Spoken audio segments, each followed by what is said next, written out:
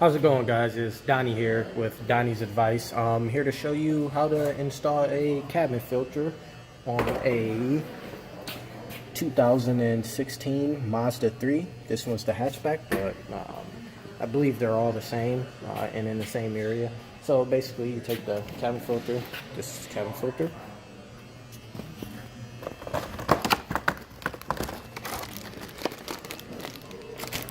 Part number if you need it. All wrapped up here all nice.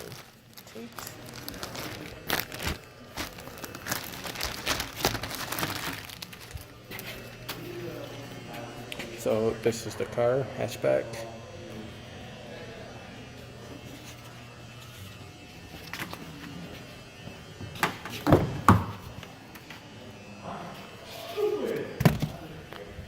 So basically, grab some light here. You come on over here to the passenger side, glove box, pull the glove box down.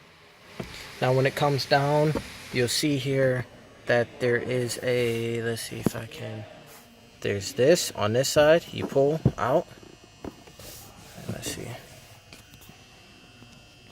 So you can see it's in there like that, so it's clipped in there. You basically just pull it out until it's over there. And same thing on this side, if you can see it right there.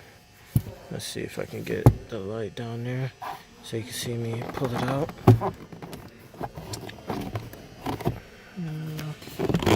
And that one's out. And then when you pull them both out, that's one of the clips. That's the other clip. And it's right on back there. So you guys can see, let me situate this. Right, there we go. You just reach your hand in there. You grab the bottom of this clip right here. And you pull it on out. And she slides out of there real nice and easy.